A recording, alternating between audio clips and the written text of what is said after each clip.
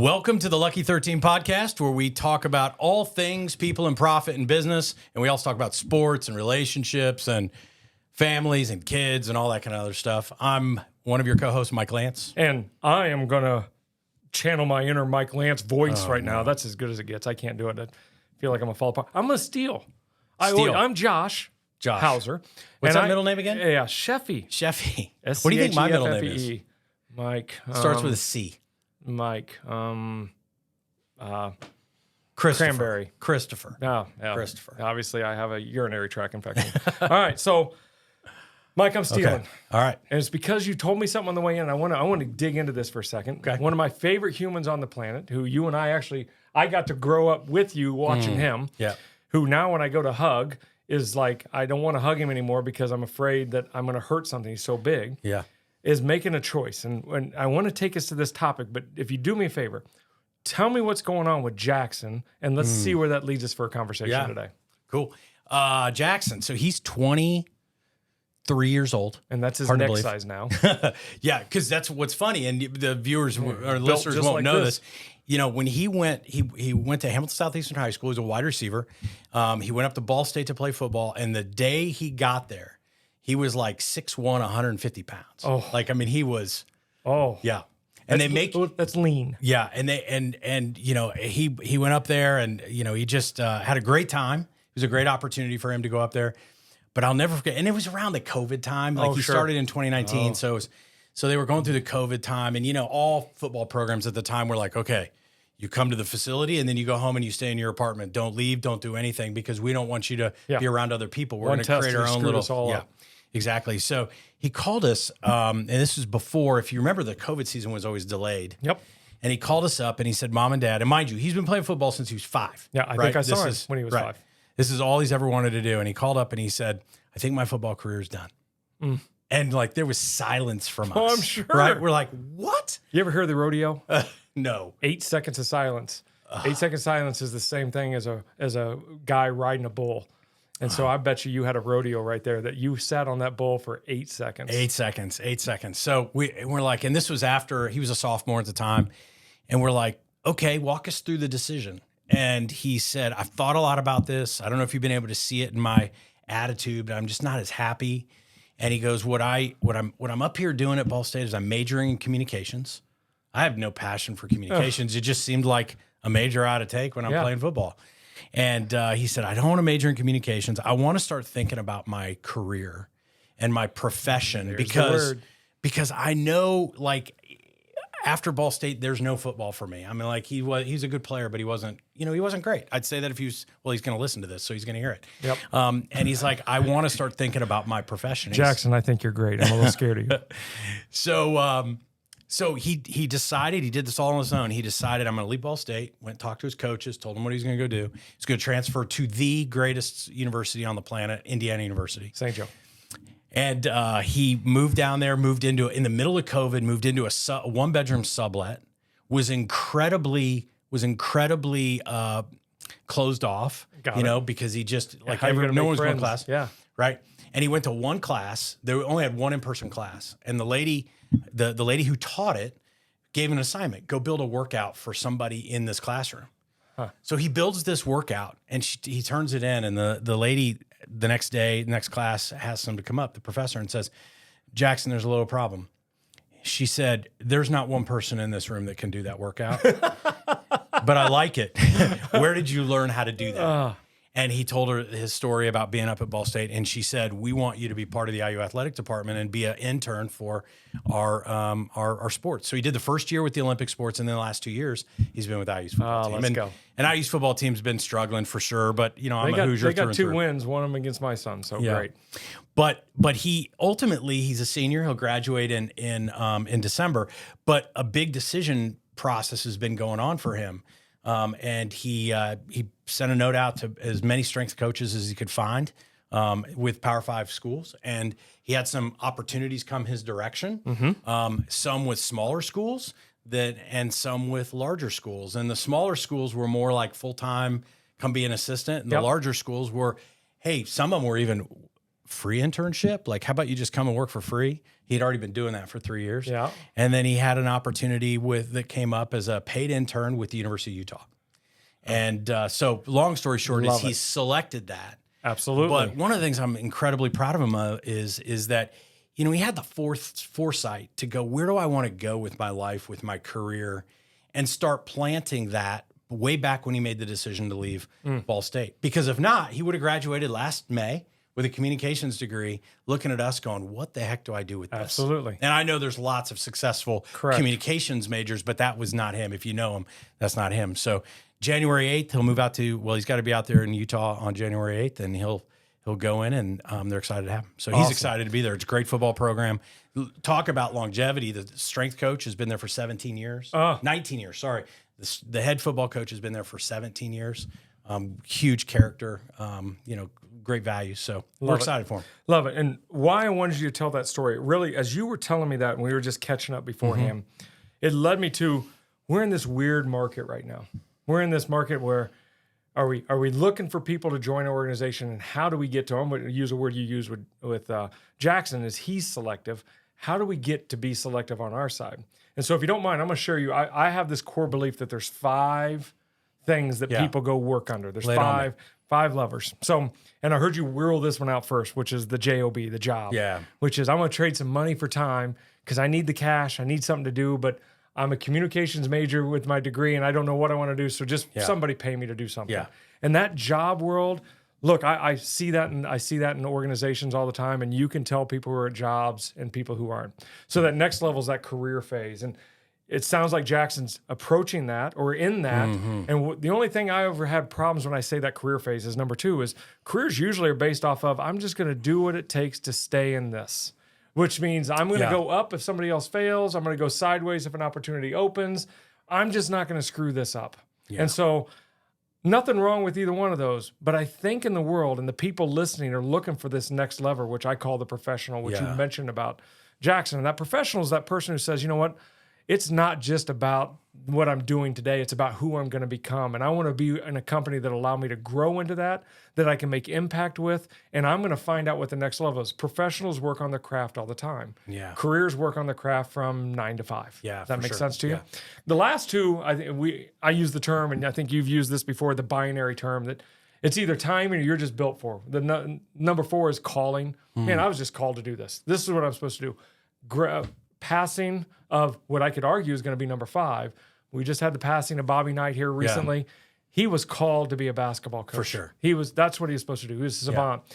And I would make the argument he's number 5, that he was an evangelical when you look at what he left around the arena. Yeah. Correct?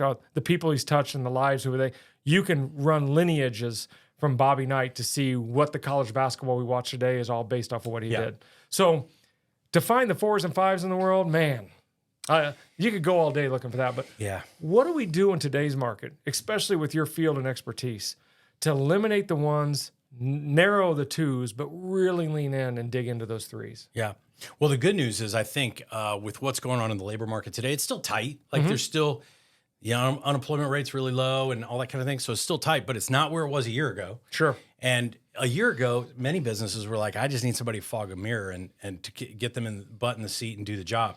The good news is today there's a lot more, the talent is looser. And so the key is how do I then decipher the person that is just the butt in the seat that can fog the mirror to somebody that can actually come here and set up a profession, want to be a professional here and continue to grow our organization. And so I think what it comes down to, and I've seen so many organizations do this right, and I've seen, unfortunately, way more do it wrong. It's all about the selection process.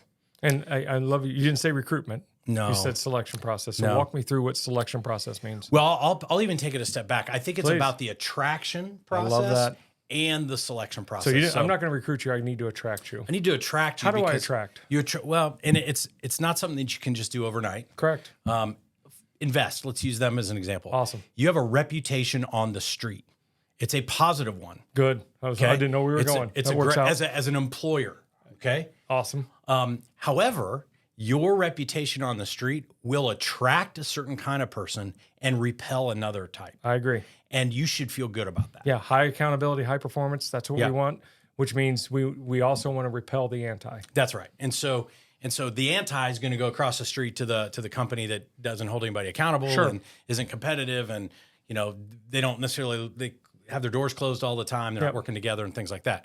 So you got to have this culture that attracts the kind of people that you really want. And, in our previous episode, we talked about organizational clarity and like, what are the core values and why do you exist and all of that. When you're locked in on that stuff and you promote that stuff to the world, you're going to attract that. And that's not a woo mystical thing. It's, you put it out on social. And now when I'm looking at your LinkedIn profile, I feel it.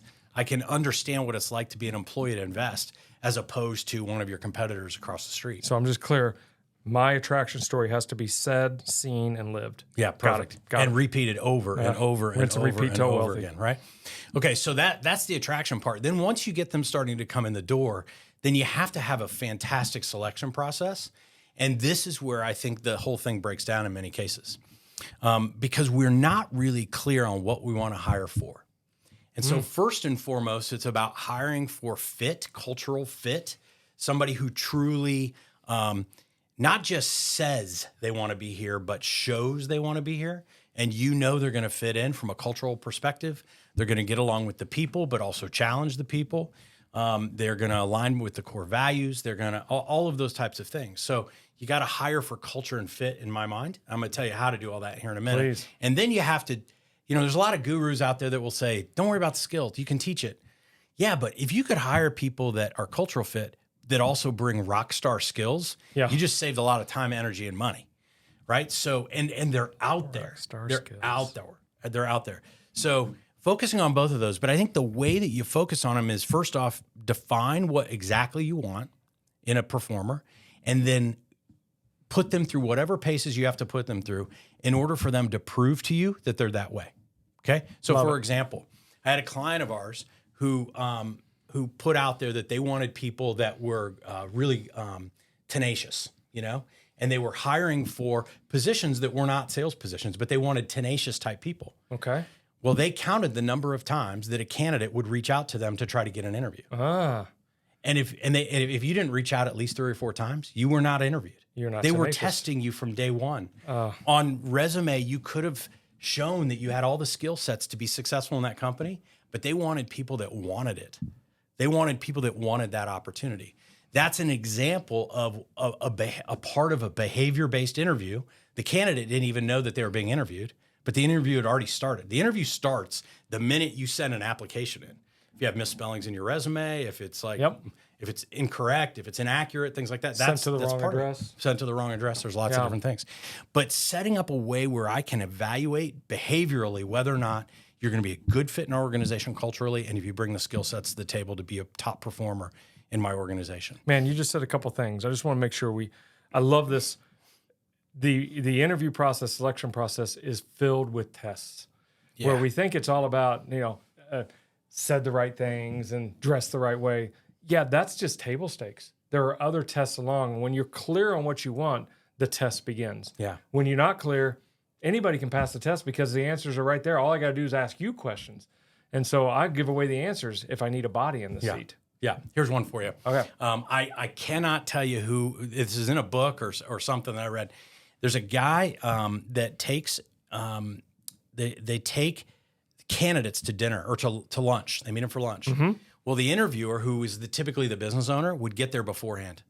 And he'd go to the waitress and he'd say, regardless of what he orders, bring him something else. Just so he could see how he would respond and react to that. So let's talk about that. What happens if they brought the wrong thing and he just ate it? What's that tell you? That tells me that, it could tell you a few different things, right? I want to make sure I say it depends on what you're interviewing for, right? Sure. If you're interviewing somebody to be a CFO, where everything's got to be ticked and tied, and they bring the wrong food, how's he handling it? Yeah. Is he doing it with respect? Is he not? Is he sending it back? He's going to take bad data in and give you bad data out. I'm not sure I want a CFO that's not going to send the food back, but I also want him to do it. I want him to do it with respect, right? And so if I'm hiring a customer service people, maybe I'm pretty impressed that they just ate the food. Yeah. Right? Because they're trying to take care of the person. So it depends. Every organization has to define differently how they're going to respond to something like that. But you got to think about that before you go. Yeah. you got to lay out the entire selection process. Who are they going to spend time with? What is that experience going to be? Southwest Airlines, they used to hire a lot of Navy pilots. Okay. So the Navy pilots would go through the whole interview process. One of the last stages, because one of their core values is fun. Yeah. One of the last stages is they would come to the office, and the Navy guys would be sitting in their, blue blazers or, and all this kind of stuff, and their wingtips and all this, and they would hand them shorts, and they would tell them to just go put the shorts on. Now, mind you, they've got like black socks on. Oh, and sure. Well, what else should I put? No, just put the shorts on. Take your pants off, wear the shorts on. And they'd have to go through the entire day of the remaining of their interviews like that. I'm picturing my neighbor mowing the yard right now. They literally had some of these pilots that refused to do it. And they're like, well, we're all about fun. And if you can't have fun, and if you can't have fun with yourself, then we're not a great place for you. So it's whatever. There's no right and there's no wrong, but figuring out what exactly you want in an employee and then charting out what that experience looks like to be able to select them. So we spend so much time building the roles that we want to get done, but the characteristics, the behaviors that we want to seek, and then putting tests in place to test that. So, That's example, if I'm going to come work for you in some way, shape, or form, part of my role is to send our dissertation, our emails out afterwards. Somewhere in our environment, I should have to write you what happened in our meeting and see what my writing format looks like. Sure. Okay. Yeah. I'm getting it. If learning, slow learner, but I'm getting it. If learning is a big thing in your organization, and it's key, it was for us at Defenders, growth-oriented learner. For some executive position or for senior management type positions, we'd send them a book in advance, like not advance of the first interview, but at some point to see if the person would ever read the book. Yeah. And then we would bring it up in conversation in the interview.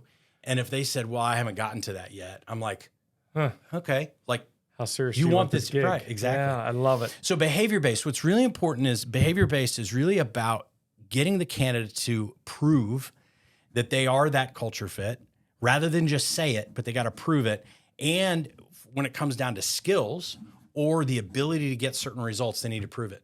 And the best question to just ask is, give me 3 examples in your lifetime where you blah, blah, blah, and see what they share with you. Love it. And then just let natural curiosity as an interviewer keep asking questions and asking questions and asking questions. Because when you keep asking more and more questions about it, if they're lying to you or just making something up, they'll flub up a little bit. You'll see it. Yeah. But usually bad selection is all about the interviewer, and that's it.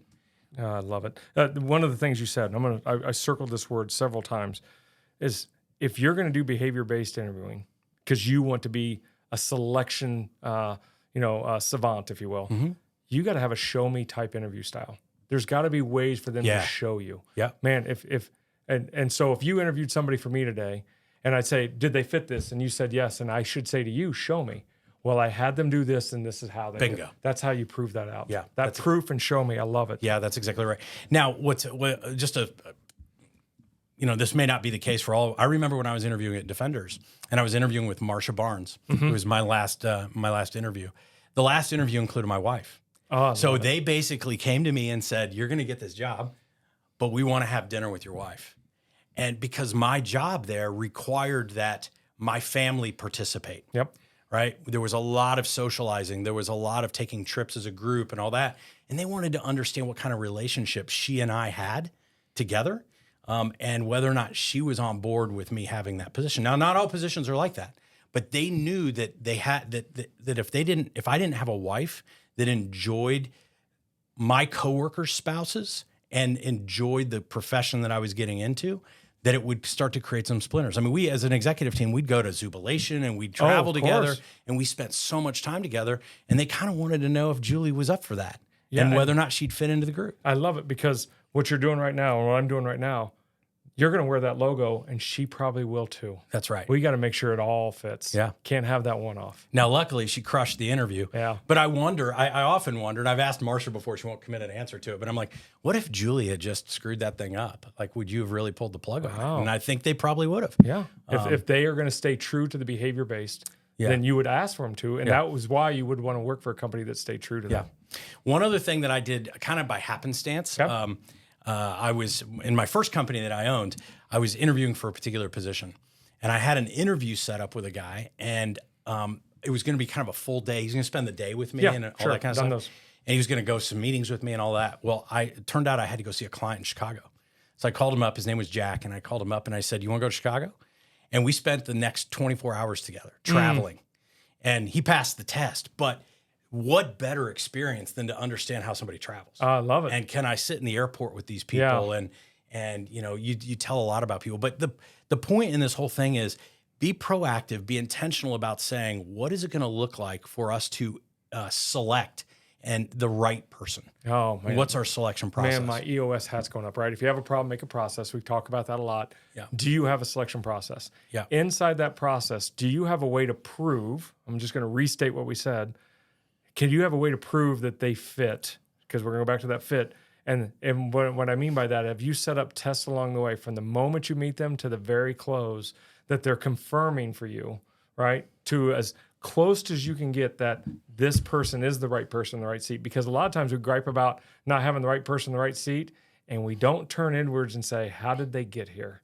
Because that's the lesson learned. It's that past, go back, how did they get here? What would I have done different in that interview process? Might be something that a lot of us, including myself, have to go peek at right now. Yeah, I think so. And so many times when you'll hear, a person getting terminated or they weren't who we thought they were. There were clues in the interview process and the selection process. There's the good friend of mine, Andrea Butcher.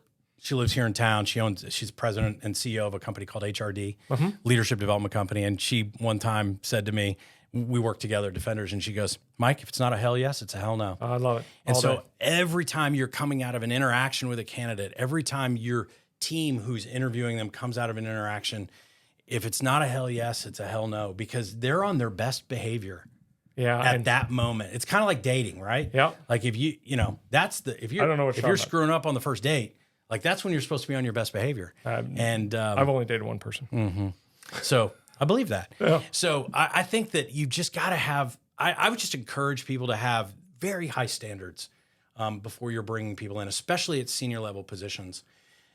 One of the things that I believe too is that every time you bring somebody in a leadership role, the responsibility is even more because you're basically saying, come in and lead these 10 people that have committed their lives to our business. And I'm going to turn their development and their futures over to you. And they came here without you being here. That's right. I mean, seriously, that is such a, I would love to have a whole episode on dealing with the fact that you've had people committed to your organization that you took through a process, and now you're going to put somebody new in charge of them. You have a bigger obligation than just the company at that point. Yeah. There's a lot of people's lives dependent upon that. So to your original question, how do we go from job, career, professional? Yeah. I think it's easier to identify than most of us think if we put some intentionality into behavior-based interviewing processes or selection processes. I think it'll become a lot more evident. So what I heard, own your attraction, right? Mm-hmm. And if it's not the attraction story you want, fix that. Mm-hmm. Understand the fit, and then just be so intentional about building that selection process, if you will, that I'm going to make sure that I have, and I'm going to steal this now, a professional selection process to select professionals. Perfect. If you put that out there and you define what a professional is, you'll see if they pass the test or not. They do it at the combine every year. We need to be doing the same thing. Game tape don't lie. Yeah. Last thing I'll throw out, because this is asked to me quite a bit, especially when a year ago when the job market was a little bit different. You've got to go faster, but you got to take your process and compress it, but don't skip a step. Yeah. Don't say, well, I don't need to do steps 3, 4, and 5 because I got to go faster. Because there's town on the street. They're getting multiple job offers, that type of thing. Just compress the process into a shorter period of time, but don't miss a step. Well, somebody told me one time, would you want somebody to do that on your car? And don't do that to your business. Yeah, exactly. So, good. Mike, man, good what stuff. a feed in. Thank you. And kudos to Jackson. Come on now. Yeah, well, we'll see. Come on. Yeah, he's excited about it. Remind him that if he decides he wants to change careers from college athletes to former college athletes, that workout's going to have to come down a little bit. I hear it. It's going to have to come down Good a little deal. bit.